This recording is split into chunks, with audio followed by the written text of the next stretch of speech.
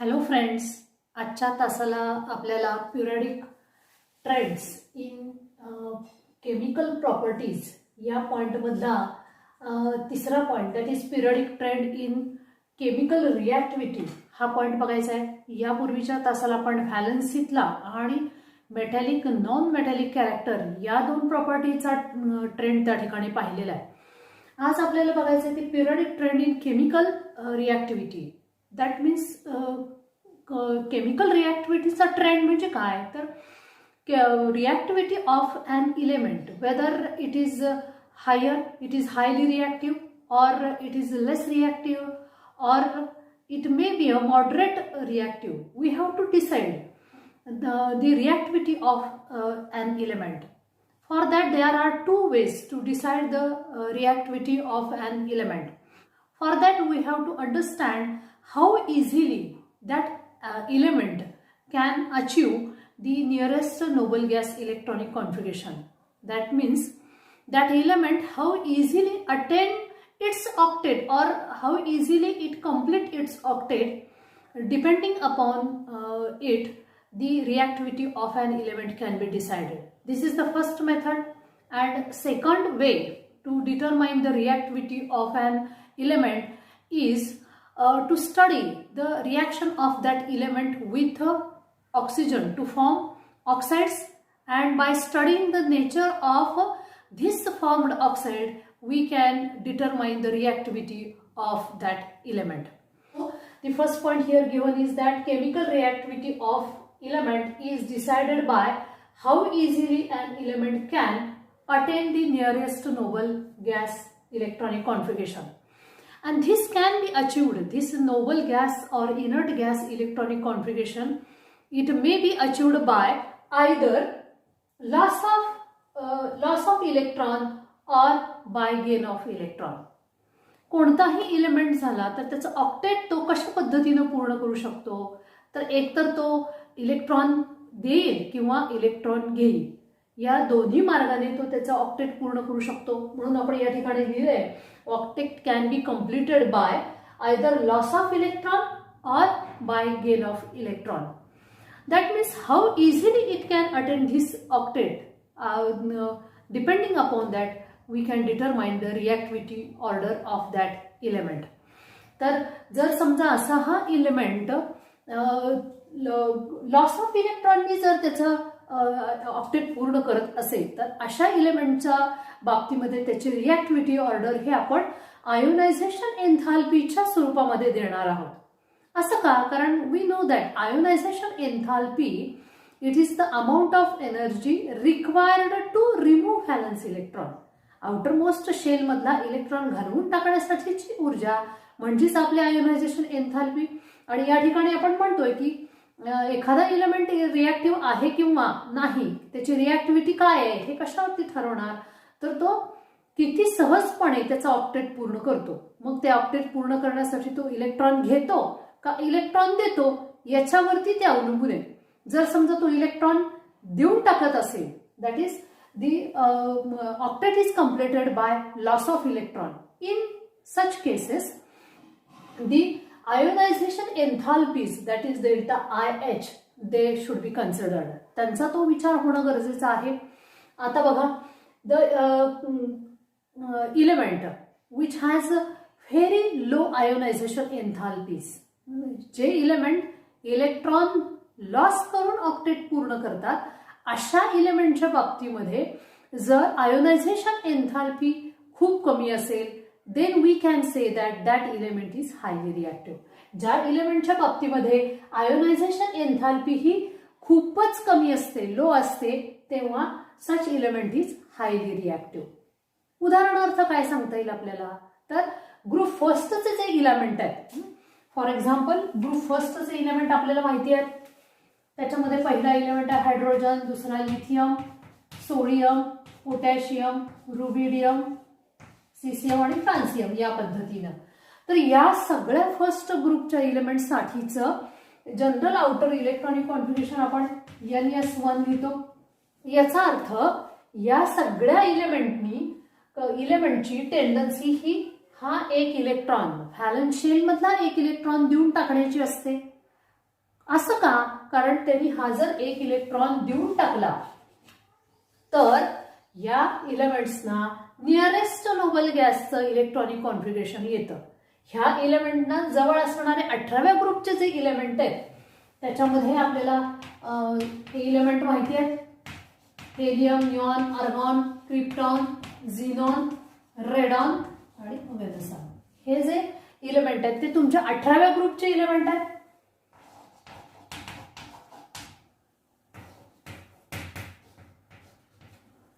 हे या 18व्या ग्रुपच्या इलेमेंट नंतर येणारे म्हणूया आपण.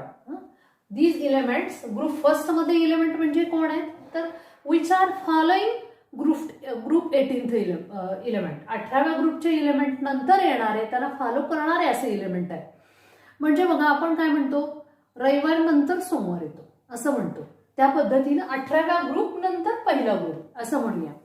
तर हे सगळ्या इलेमेंट जे आहेत त्यांच्या आउटरमोस्ट शेलमध्ये एक इलेक्ट्रॉन आहे. तो जर त्यांनी घालवून टाकला तर त्याला नियरेस्ट असणारा त्याच्या अगोदरच्या पिरियड मधला जो कोणता मेंबर आहे त्याच्यासारखं इलेक्ट्रॉनिक कॉन्फिगरेशन होतं. उदाहरणार्थ आपण लिथियमचा ॲटॉमिक नंबर 3 म्हणतो तर त्याच्या 2s सबशेलमध्ये असणारा जो इलेक्ट्रॉन आहे हा जर त्यांनी सोडून दिला तर 1s2 म्हणजे हेलियम सारखं इलेक्ट्रॉनिक कॉन्फिगरेशन लिथियमचं होणार आहे. या पद्धतीने हे सगळे इलेमेंट एक इलेक्ट्रॉन लूज केल्यानंतर त्यांचं आउटर इलेक्ट्रॉनिक कॉन्फिगरेशन हे नोबल गॅसचं होतं. त्यामुळे या सगळ्या इलेमेंटची टेंडन्सी झटपट एक इलेक्ट्रॉन देऊन टाकण्याची असते आणि त्याच्यामुळं या इलेमेंटच्या बाबतीमध्ये त्यांची आयोनायझेशन एन्थाल्पी म्हणजे तो इलेक्ट्रॉन देऊन टाकण्यासाठीची लागणारी ऊर्जा ही अत्यंत कमी असते आणि त्यामुळं असे हे इलेमेंट्स जे आहेत ते आपण दे आर हायली रिॲक्टिव्ह, ते हायली रिॲक्टिव्ह असलेले दिसतात. म्हणून आपण त्यांचे गुणधर्म बघणार आहोत की हे इलेमेंट्स खूप रिॲक्टिव्ह असल्या कारणानं ते जनरली फ्री स्टेटमध्ये नसतात, तर generally they found in the combined form. तर हे आपण याही टॉपिकमध्ये सुरुवातीला पाहिलेलं आहे. त्यामुळं या इलेमेंटची रिॲक्टिव्हिटी खूपच हाय असलेली दिसते. तर म्हणजे आयोनायझेशन एन्थाल्पीवर आपण ते एक्सप्लेन केलेलं आहे की ज्या इलेमेंटच्या आयोनायझेशन एन्थाल्पी खूप कमी असे elements they are highly reactive. आता हा झाला ऑक्टेट पूर्ण करण्यासाठीचा पहिला मार्ग. जर काही इलेमेंट असे आहेत की इलेक्ट्रॉन घेऊन त्यांचा ऑक्टेट पूर्ण करतात, that is in that case when the element complete its octet or achieve nearest noble gas electronic configuration by gain of electron. काही एलिमेंट असे आहेत की त्यांचं ऑक्टेट पूर्ण करण्यासाठी ते इलेक्ट्रॉन ऍक्सेप्टच करतात. अशा केसेसमध्ये in that case we have to understand or we have to study the electron gain enthalpy. आणि अशा केसमध्ये आपल्याला इलेक्ट्रॉन गेन एन्थाल्पीचा अभ्यास करावा लागतो आणि the elements which have negative very high negative electron gain enthalpy, that elements they are highly reactive. म्हणून या ठिकाणी पण पुढचा पॉइंट लिहिलेला आहे, the elements which attain inert gas electronic configuration by gain of electron, म्हणजे जे इलेमेंट इलेक्ट्रॉन ऍक्सेप्ट करून ऑक्टेट पूर्ण करतात त्यांच्या बाबतीमध्ये delta EGS that is electron gain enthalpy is if it is more negative then that element is highly reactive. For example आपल्याला काय सांगता येईल, फॉर एक्झाम्पल हॅलोजन फॅमिलीचे मेंबर आपल्याला माहिती आहेत 17व्या ग्रुपचे फ्लोरीन, क्लोरीन, ब्रोमीन, आयोडीन. हे जे इलेमेंट आहे ते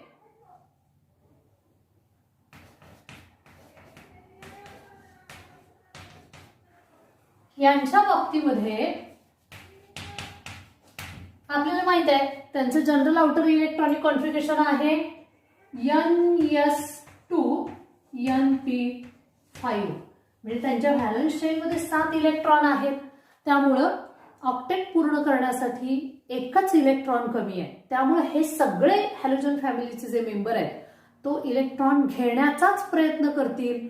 त्याच्यामुळं या इलेमेंटच्या बाबतीमध्ये delta EGH that is electron gain enthalpy is more negative. ते तो इलेक्ट्रॉन ऍक्सेप्ट करतात आणि मोठ्या प्रमाणावरती ऊर्जा रिलीज करतात. ती ऊर्जा रिलीज केलेली आहे त्यामुळं त्याची व्हॅल्यू निगेटिव्ह आहे आणि सहज पटकन ती इलेक्ट्रॉन ऍक्सेप्ट करत असल्यामुळे मोठी ऊर्जा त्या ठिकाणी बाहेर पडते. त्यामुळे in such case the electron gain enthalpy is more negative. And we know that the halogen family member they are the highly reactive. म्हणजे अशा केसेसमध्ये जे इलेमेंट्स इलेक्ट्रॉन घेऊन ऑक्टेट पूर्ण करतात त्यांची जर इलेक्ट्रॉन गेन एन्थाल्पी खूपच निगेटिव्ह असेल तर ते इलेमेंट हायली रिॲक्टिव्ह असे असतात. From this we can say that highly reactive elements are those. Reactivity high असणारे इलेमेंट कोणते? तर the elements which are extreme left of the periodic table. Extreme left of the periodic table, periodic टेबलच्या एकदम डाव्या बाजूला येणारे element म्हणजे कोणते? तर हे ग्रुप फर्स्टचे इलेमेंट आपल्याला म्हणता येतील.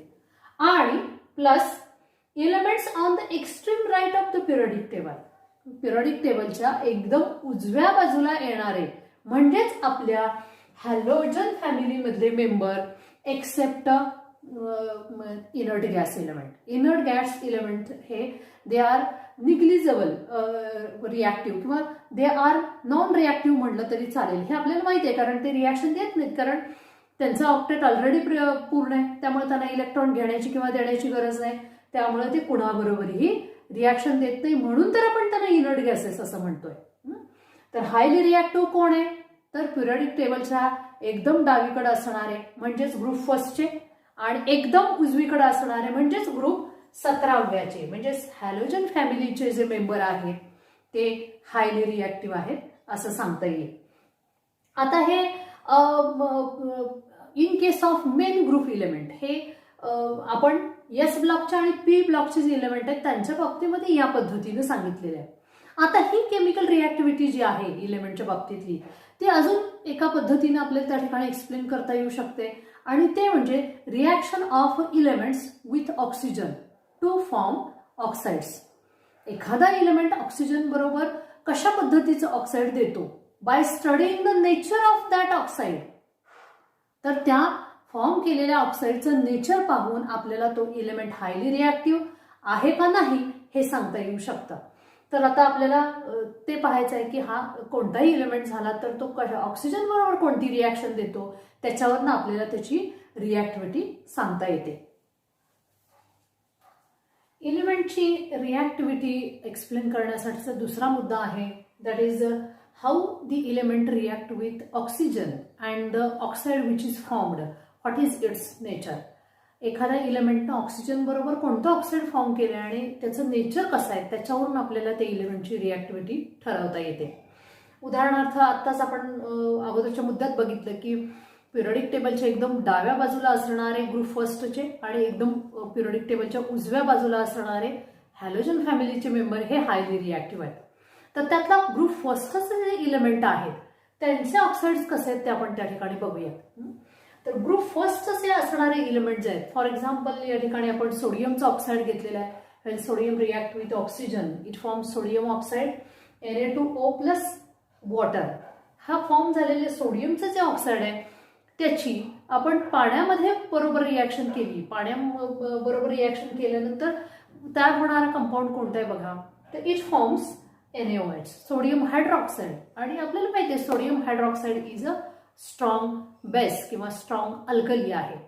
That means we can say that the oxides of first group element when they dissolve in water they gives strong alkali or strong bases. म्हणजे एक्स्ट्रीम पिरियडिक टेबलच्या लेफ्ट साईडला असणारे ग्रुप फर्स्टचे जे इलेमेंट आहेत त्यांच्या ऑक्साईड जे आहेत ते अल्कली धर्मी आहेत. ते पाण्यामध्ये डिझॉल्व्ह केल्यानंतर त्याच्यापासून स्ट्रॉंग अल्कली तयार होते.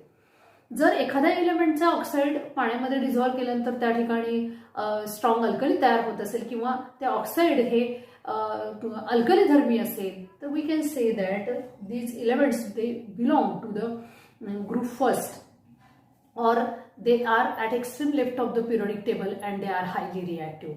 Fine. In case of group 17th element, 17व्या ग्रुपचे इलेमेंट बघा. आता या ठिकाणी एक्झाम्पल आपण घेतले, क्लोरीनचा ऑक्साईड घेतलेला आहे. when it is dissolved in water the Cl2O7 plus H2O that gives twice HClO4, that is perchloric acid is formed. As we say that it is acid, that means it has acidic it is acidic in nature. त्याचं nature ह्या ऑक्साईडचं पाण्यामध्ये dissolve केल्यानंतर acidic compound त्या ठिकाणी ते देतं. म्हणून हे जे इलेमेंट आहेत जे की तुमच्या पिरियडिक टेबलच्या एकदम राईट साईडला आहेत, हॅलोजन फॅमिलीमधले जे इलेमेंट आहेत त्यांचे ऑक्साईड हे ॲसिडिक किंवा आम्लधर्मी असतात असं आपल्याला सांगता येईल. तर त्यांच्या नेचरवरून आपल्याला रिॲक्टिव्हिटी सांगता येईल की अल्कधर्मी आणि आम्लधर्मी असे जर ऑक्साईड तयार होत असतील तर ते element they are highly reactive. What is about the element which are present at the centre or middle of the main group element. Main group इलेमेंटच्या सेंटरला असणारे किंवा मध्यभागी असणारे म्हणजेच एस आणि पी ब्लॉकचे जे इलेमेंट आहेत त्यांच्या मध्यभागी असणारे जे इलेमेंट आहेत त्यांच्या बाबतीमध्ये काय, तर त्यांच्यासाठी म्हणून आपण हा या ठिकाणी मुद्दा बघतोय की elements at centre of the main group element. ह्या मेन ग्रुप इलेमेंटच्या सेंटरला असणारे जे इलेमेंट आहेत त्यांची reactivity we can say that it is moderate reactive. तर या ठिकाणी बघूया एक्झाम्पल म्हणून अल्युमिनियमचा ऑक्साईड दिलेला आहे Al2O3. This aluminium oxide it is amphoteric in nature. Sometimes it shows the properties like that of acid, sometimes it shows properties like that of alkalis. म्हणजे acid आणि alkali यांच्यामधलं म्हणजे काही वेळेस ते उभयधर्मी त्या ठिकाणी वर्तन करताना दिसतं. तर त्याच पद्धतीनं मध्ये असणार तुमचा कार्बन, कारण आपण सेकंड पिरियड जर कन्सिडर केला बऱ्याच वेळा आतापर्यंत आपण घेतलेला आहे lithium, beryllium, boron, carbon, nitrogen, oxygen आणि मग फ्लोरीन आहे. तर त्यातलं कार्बनचा आणि नायट्रोजनचे मोनॉक्साइड्स आहेत, कार्बन मोनॉक्साईड आणि nitrogen monoxide, both are neutral in nature. ते न्यूट्रल आहेत हे कार्बन आणि नायट्रोजनचे मोनॉक्साईड जे आहेत ते. तर कार्बनचा डायऑक्साईड म्हणजे कार्बनचा दुसरा ऑक्साईड कोणता तर carbon dioxide. When it is dissolve in water, ते जर तुम्ही वॉटरमध्ये डिझॉल्व्ह केलं तर it form HCO3. Carbonic acid is form आणि विच इज वीकली ऍसिडिक, आणि ते कसं आहे वीकली ऍसिडिक असं आहे. तर अशा पद्धतीनं मधले इलेमेंट जे आहे तर ते एम्फोटेरिक नेचर किंवा या दोन्हींच्या मधले प्रॉपर्टी त्या ठिकाणी दाखवताना दिसतात. तर एखाद्या इलेमेंटनी ऑक्सिजन बरोबर रिॲक्शन दिल्यानंतर तयार होणारा ऑक्साईड जो आहे त्याच्या नेचरवरून आपल्याला त्याची रिॲक्टिव्हिटी जी आहे ती काही अंशी सांगता येते. म्हणजे याच्यावरून आपल्याला सांगता येईल की the elements which are present at extreme left of the periodic table and extreme right of the periodic table they are highly reactive, while the elements which are intermediate they have moderate reactivity असं आपण त्या ठिकाणी म्हणू शकतो. तर या ठिकाणी आपला हा तिसरा पॉईंट जो आहे periodic trends in chemical properties मधला तो या ठिकाणी संपलेला आहे. म्हणजे एकूणातच आपण ट्रेंड जो आहे प्रॉपर्टीज मधला, मग ते फिजिकल प्रॉपर्टी असू दे किंवा केमिकल प्रॉपर्टीज असू देत, त्याच्यामधला ट्रेंड संपवलेला आहे.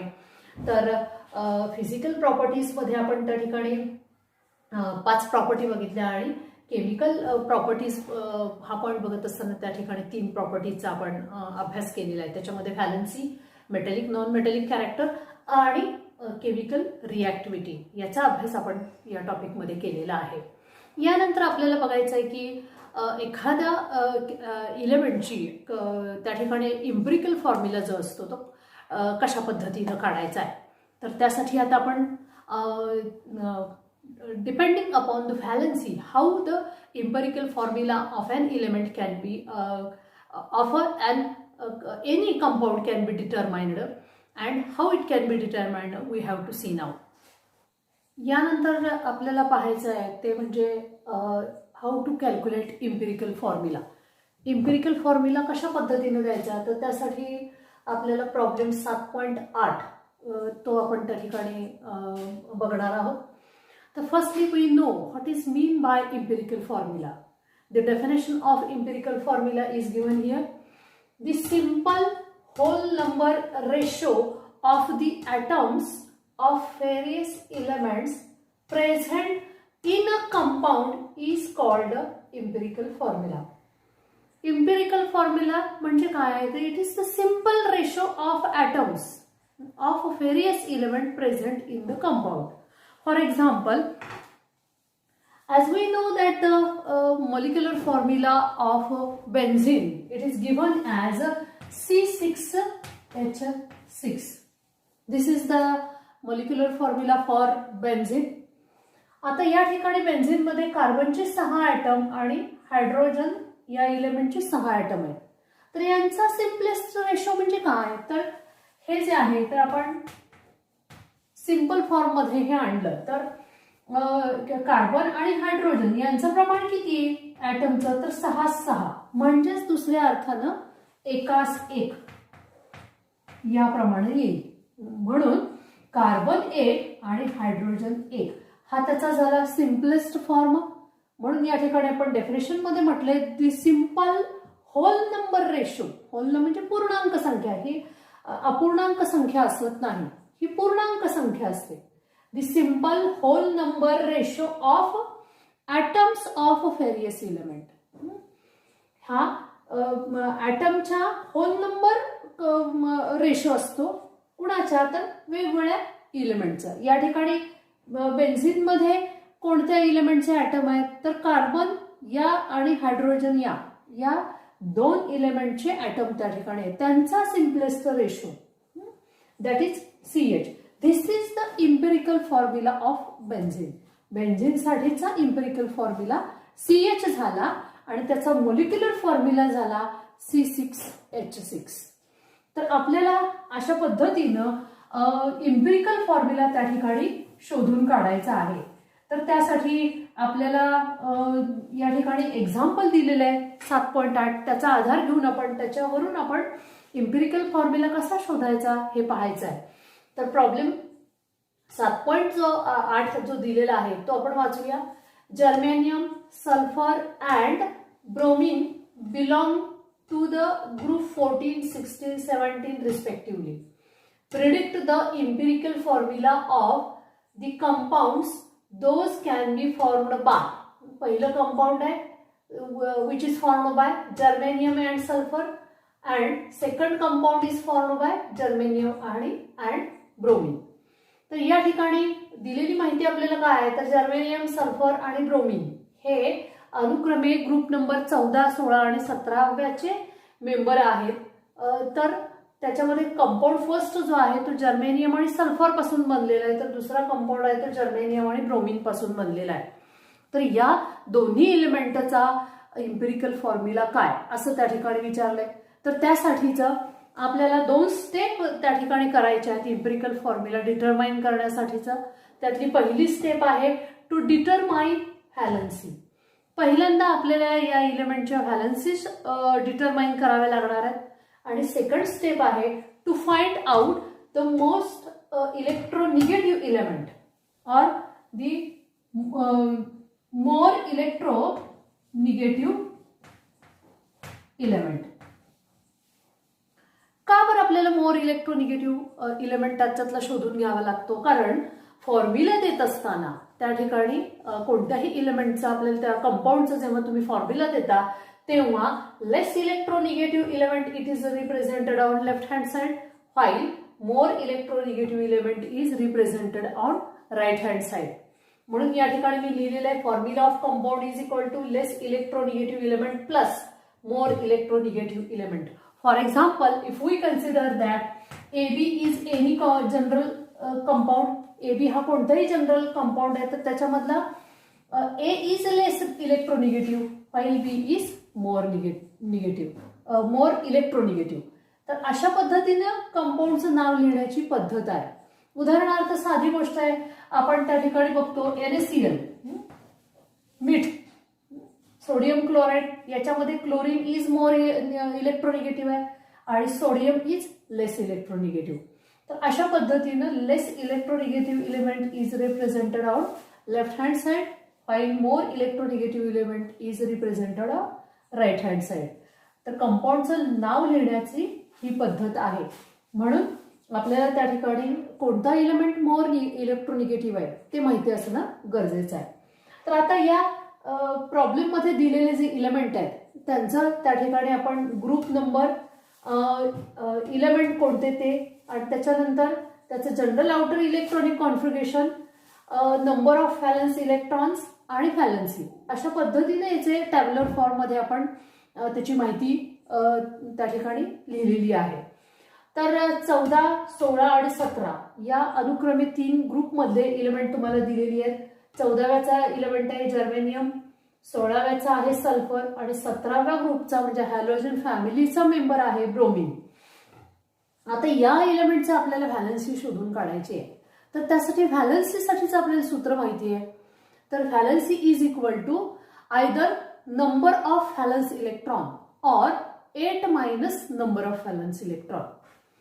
तर या सूत्राने आपल्याला व्हॅलन्सी काढायची आहे. याचा अर्थ तुम्हाला व्हॅलन्स इलेक्ट्रॉन शोधून काढायचे आहे तर त्यासाठी पहिल्यांदा आपल्याला आउटर इलेक्ट्रॉनिक कॉन्फिगरेशन त्या इलेमेंटचं लिहिलं पाहिजे. म्हणून यातला 3 नंबरचा कॉलम आपण लिहिलेला आहे जनरल आउटर इलेक्ट्रॉनिक कॉन्फिगरेशन.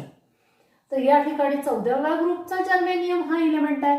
त्याच्यामुळे 14व्या ग्रुपसाठीचं असणारं जनरल आउटर इलेक्ट्रॉनिक कॉन्फिगरेशन आपल्याला माहिती आहे. आपण 14व्या ग्रुपसाठीचं जनरल आउटर इलेक्ट्रॉनिक कॉन्फिगरेशन लिहितो NS2 NP2.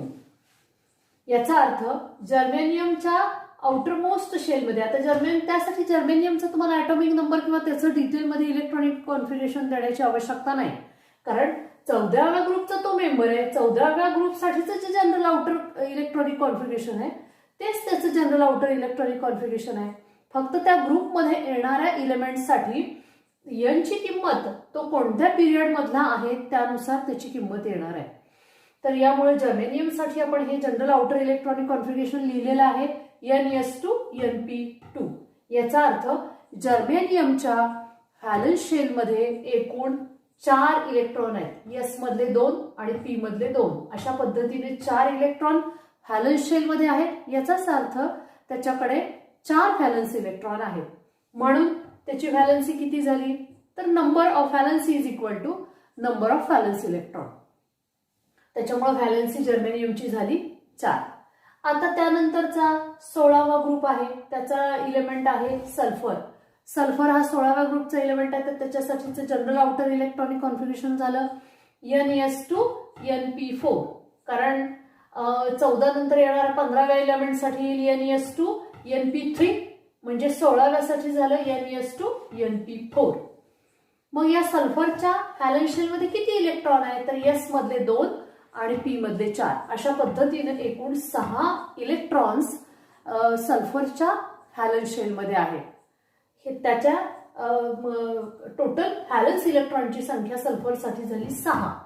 मग आता व्हॅलन्सी किती सल्फरची तर त्यासाठी आपल्याला सूत्र माहिती आहे. Valency is equal to either number of valence electron और 8 मायनस व्हॅलन्स इलेक्ट्रॉन. आता बघा या ठिकाणी 8 मायनस आपण व्हॅलन्स इलेक्ट्रॉनची संख्या लिहिणार आहोत, कारण हाफ फिल्ड होण्यासाठी जेवढे इलेक्ट्रॉन व्हॅलन्स शेलमध्ये लागतात त्याच्यापेक्षा जास्तीचे इलेक्ट्रॉन जर व्हॅलन्स शेलमध्ये असतील तर 8 minus that number of valence electron असं करावं लागतं. या ठिकाणी बघा NS2 NP4 म्हणजे दोन्हीची टोटल कपॅसिटी बघितली तर P ची 6 आणि S चे 2 म्हणजे टोटल झाले 6 अधिक 2 8. त्याचा हाफ म्हणजे 4.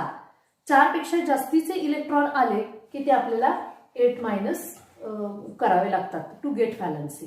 तर या ठिकाणी त्यामुळे आपण 8 मायनस व्हॅलन्स इलेक्ट्रॉनची संख्या 6 लिहिली इज इक्वल टू 2 म्हणजे सल्फरची व्हॅलन्सी झाली 2.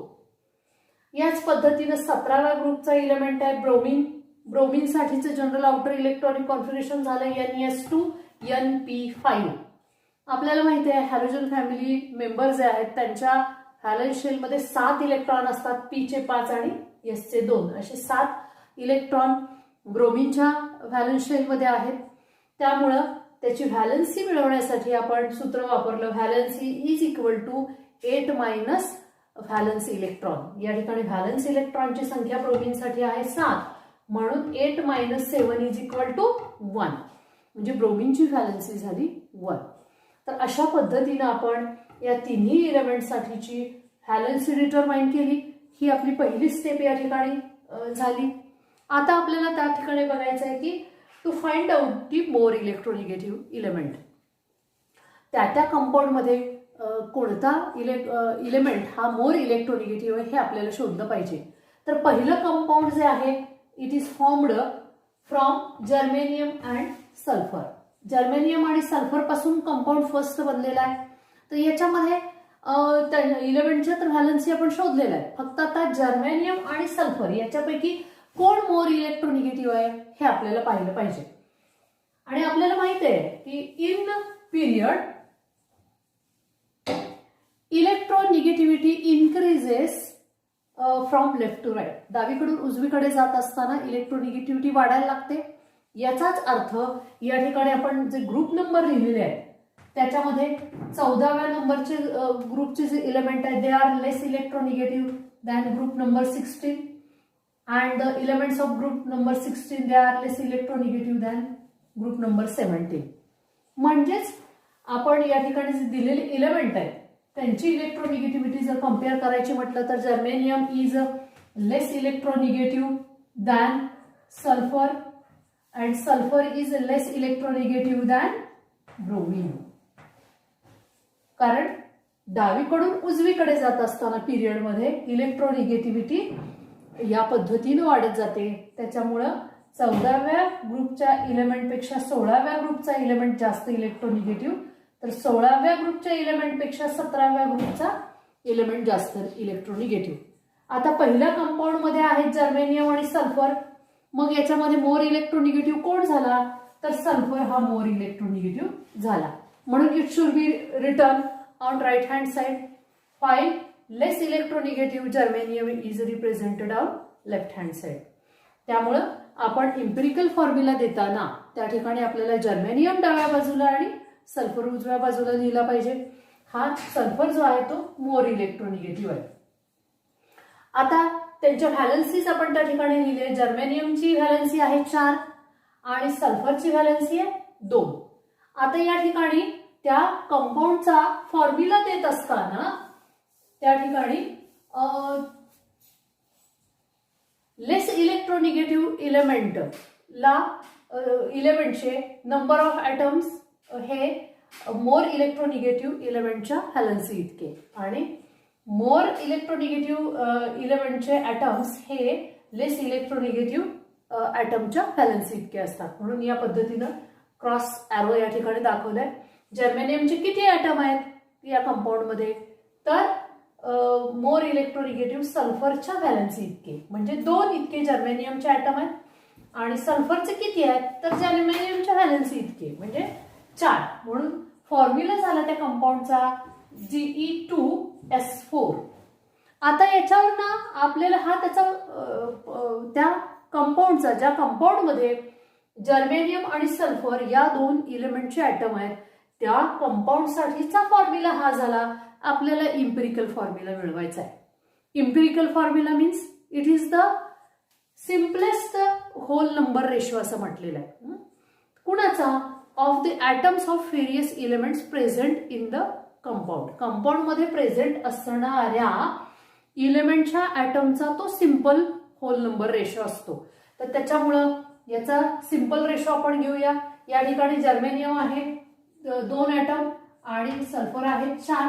याचा सिम्पलेस्ट रेशो म्हणजे 2 ने भागलं 1:2 हा सिम्पलेस्ट रेशो आला जर्मेनियम आणि सल्फरसाठी. म्हणून या compound first which is formed from germanium and sulphur its empirical formula is equal to Ge(S2). कारण जर्मेनियमचा 1 आणि सल्फरचे 2 ॲटम त्या ठिकाणी असणार आहेत. तर अशा पद्धतीने आपण कंपाऊंड फर्स्ट साठीचा इम्पिरिकल फॉर्म्युला दिलेला आहे. आता सेकंड कंपाऊंड साठी आपण बघूया. Compound second is made from germanium and bromine. Bromine आणि जर्मेनियम पासून बनलेला आहे. आत्ताच्याच पद्धतीने आपण या ठिकाणी मोर इलेक्ट्रोनिगेटिव्ह असणारे इलेमेंट आपण राईट हँडला लिहिणार आहोत आणि लेस इलेक्ट्रोनिगेटिव्ह असणारा इलेमेंट लेफ्ट हँड साईडला लिहिणार आहोत. आणि त्यांच्या व्हॅलन्सी तर आपण कॅल्क्युलेट केलेल्याच आहे. तर आता या ठिकाणी बघा जर्मेनियम आणि ब्रोमीन यांचं कंपॅरिझन केलं तर या दोन्हीमध्ये ब्रोमीन मोर इलेक्ट्रोनिगेटिव्ह आहे. म्हणून it should be return on right hand side.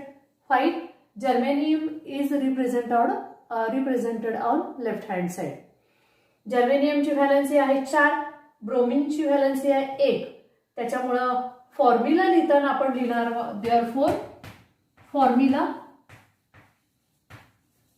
Is equal to less electronegative जर्मेनियमचे ॲटम किती, तर मोर इलेक्ट्रोनिगेटिव्ह ब्रोमिनच्या व्हॅलन्सी इतके. म्हणून ते झालं जर्मेनियम एकच ॲटम आहे. आणि मोर इलेक्ट्रोनिगेटिव्ह ब्रोमिनचे किती ॲटम असणार आहेत, तर लेस इलेक्ट्रोनिगेटिव्ह जर्मेनियमच्या व्हॅलन्सी इतके.